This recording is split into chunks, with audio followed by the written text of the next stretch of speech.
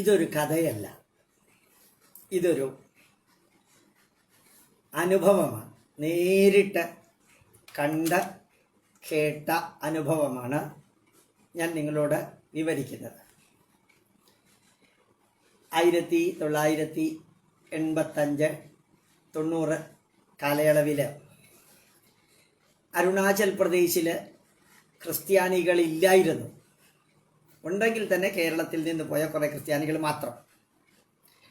Government of India നിയമപ്രകാരം, even ഭരണഘടന പ്രകാരം കൺവേർഷൻ പൂർണ്ണമായിട്ടും നിരോധിച്ച ഒരു സ്ഥലമാണ് അരുണാചൽ പ്രദേശ്. ഞാൻ അന്ന് ഇറ്റാനഗറിലും അരുണാചൽ പ്രദേശിൽ ഞാനും എൻ്റെ ജ്യേഷ്ഠനും കൂടി വെറുതെ ഒരു യാത്രയ്ക്ക് പോയി. അന്ന് നിങ്ങൾക്ക് കാണാം അരുണാചൽ പ്രദേശിലെ ബോർഡറിൽ അവിടെ കുറേയധികം മരക്കമ്പുകൾ ഇങ്ങനെ കൂട്ടിയിട്ടിരിക്കുന്ന കാണാം. എന്തിനറിയോ?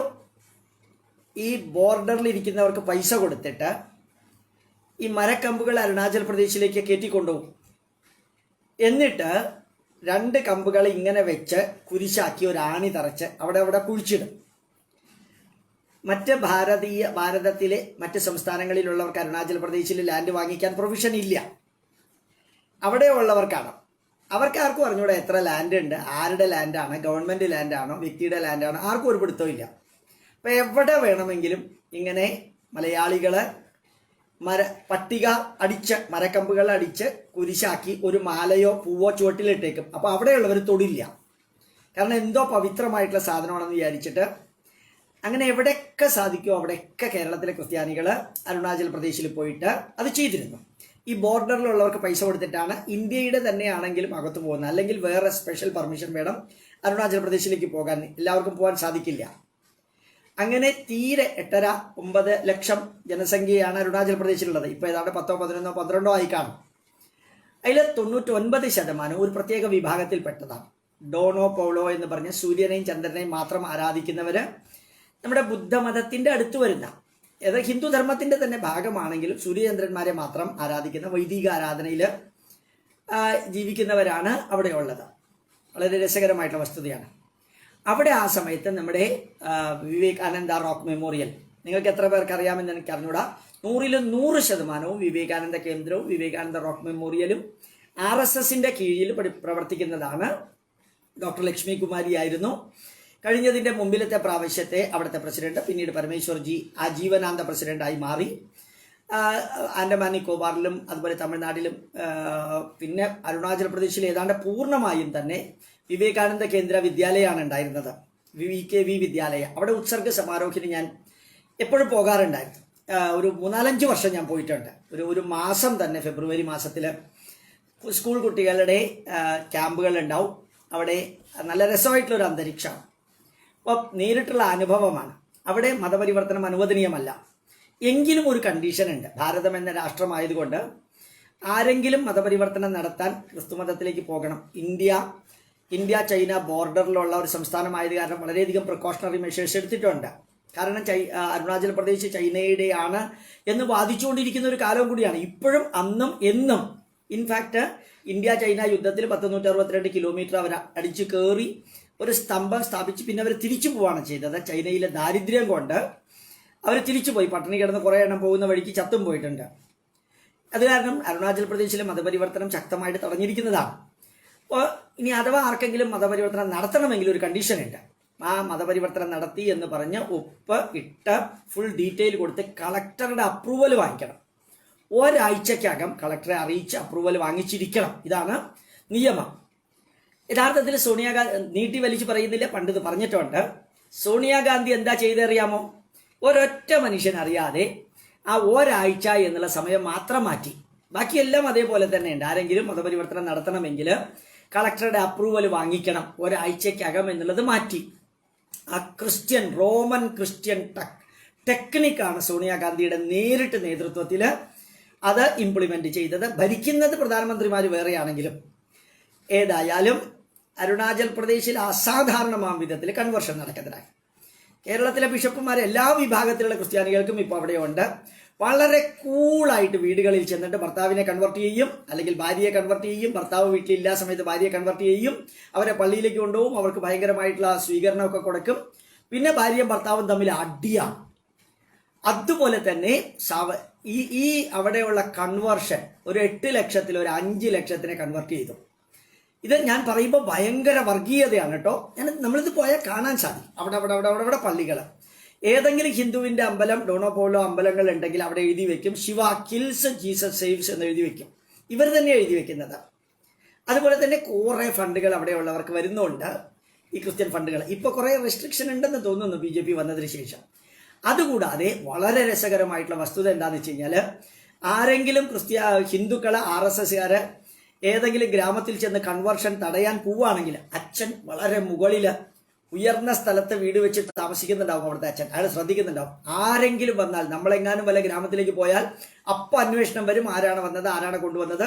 വിവേകാനന്ദ കേന്ദ്രയുടെ വണ്ടിയിൽ വല്ലതും വന്നതാണെങ്കിലും വലിയ പ്രശ്നമാണ്. അത് കഴിഞ്ഞിട്ട് വേറൊരു ടെക്നിക്ക് കൂടിയുണ്ട്. എവിടെയെങ്കിലും ചെറിയ കൺവേർഷനെതിരെ വല്ല സമരവും നടന്നാൽ അപ്പോ ക്രിസ്ത്യാനികള്, ഈ കേരളത്തിലെ മലയാളികളായിട്ടുള്ള ക്രിസ്ത്യാനികള് പോസ്റ്റർ ഒട്ടിക്കും, RSSന്റെ ആക്രമണം തടയുക. അവിടെ കൺവേർഷൻ തടയാനായിട്ട് ഒന്ന് പോയി സംസാരിച്ചിട്ടേ ഉള്ളൂ. അതിൽ സത്യാഗ്രഹം ഭയങ്കര ഇഷ്യൂ ആക്കും, പത്രങ്ങളെല്ലാം അത് പ്രസിദ്ധീകരിക്കും. RSS കോർണർ ചെയ്യപ്പെടും, RSSന് ഒന്നും ഉണ്ടാക്കാൻ പറ്റാത്ത രീതിയിലാവും. ഇത് ഒരു വശം. സോണിയാഗാന്ധി എന്ത് കൂളായിട്ട് വിജയിച്ചു നോക്കാം. RSS 100% പരാജയപ്പെട്ടത് എവിടെയാണെന്നറിയാമോ? അവിടെയുള്ള പോലീസിലും ഗവൺമെന്റ് ഉദ്യോഗസ്ഥരിലും അവിടെയുള്ള എല്ലാ സ്ഥാപനങ്ങളിലും നിറഞ്ഞ് കവിഞ്ഞ് നിൽക്കുന്നത് വിവേകാനന്ദ കേന്ദ്ര വിദ്യാലയയിൽ പഠിച്ച വിദ്യാർത്ഥികളാണ്. ആഗസ്റ്റ് 15 ജനുവരി 26 ഒക്കെ ബാൻഡ് മേളം പോലും പലപ്പോഴും വിവേകാനന്ദ കേന്ദ്ര വിദ്യാലയയിലെ വിദ്യാർത്ഥികളും അവിടുത്തെ ബാൻഡ് സെറ്റുമാണ് അങ്ങോട്ട് പോകുന്നത്.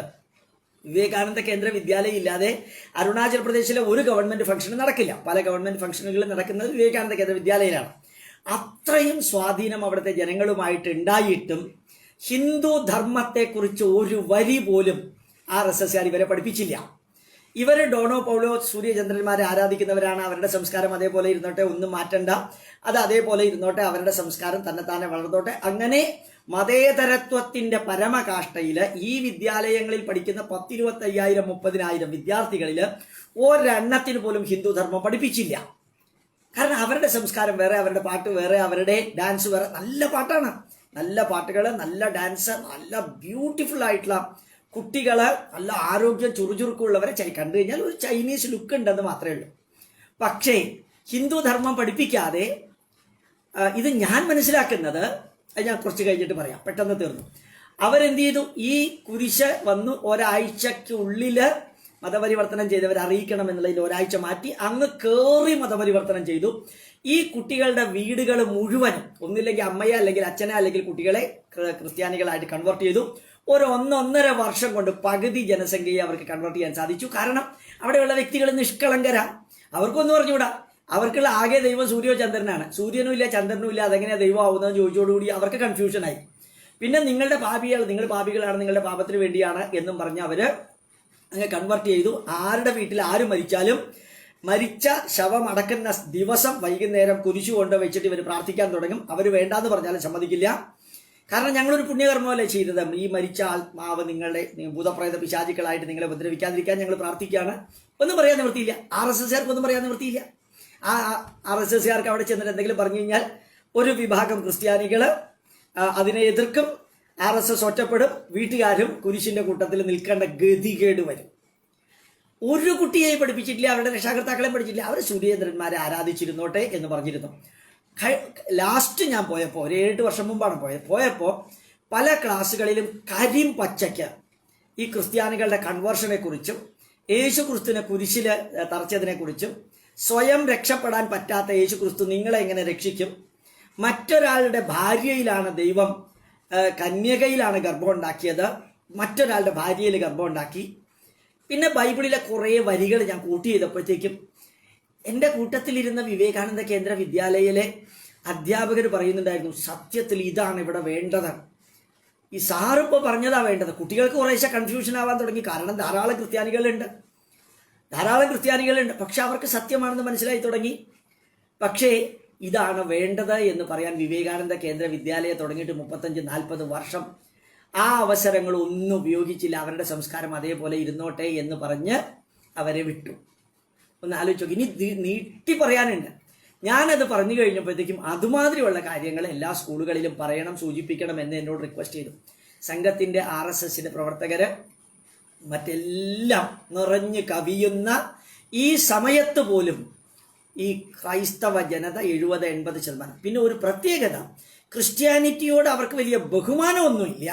അതൊരു ഉപജീവന മാർഗവും ജോലി കിട്ടാനും കല്യാണം കഴിക്കാനൊക്കെ ഉള്ള ഒരു മാർഗമായിട്ട് മാറി എന്നുള്ളതൊരു പ്രത്യേകതയായത് കാരണം ശരിക്ക് കോൺഗ്രസിന്റെ MLA-മാരൊക്കെ തിരഞ്ഞെടുത്ത് കഴിഞ്ഞാൽ, അല്ലെങ്കിൽ പഞ്ചായത്ത് മെമ്പറും മുനിസിപ്പാലിറ്റി മെമ്പേഴ്സൊക്കെ തിരഞ്ഞെടുത്ത് കഴിഞ്ഞ് BJP-ക്കാർ അവരെയൊക്കെ പാർട്ടിയിലേക്ക് വരാൻ പറഞ്ഞാൽ അവരൊക്കെ പാർട്ടിയിൽ BJP-യിലേക്ക് വരും. പിന്നെ കോൺഗ്രസ് ജയിച്ചിട്ട് കോൺഗ്രസ്സുകാർ നിങ്ങളൊക്കെ നമ്മുടെ പാർട്ടിയിലേക്ക് വരാൻ പറഞ്ഞാൽ അവരൊക്കെ കോൺഗ്രസിലേക്ക് പോകും. അങ്ങനെ ഒരു തരത്തിൽ പറഞ്ഞാൽ പരമശുദ്ധന്മാർ ദുഷ്ടന്റെ ഫലം ചെയ്യുന്നോ ഇല്ലയോ എന്നുള്ളതിനെ കുറിച്ച് എനിക്ക് അറിഞ്ഞൂടാ. പരമശുദ്ധന്മാരും നിഷ്കളങ്കരുമായവരെ നമ്മുടെ ധർമ്മം പഠിപ്പിക്കാതെ അവരുടെ സൂര്യചന്ദ്രന്മാരെ ആരാധിച്ചോട്ടെ എന്നും പറഞ്ഞിരുന്നപ്പോൾ ഈ കിട്ടിയ അവസരം 10, 45, 50 കൊല്ലം അത് ഉപയോഗിക്കാതെ പോയപ്പോൾ പറ്റിയ അബദ്ധമാണ്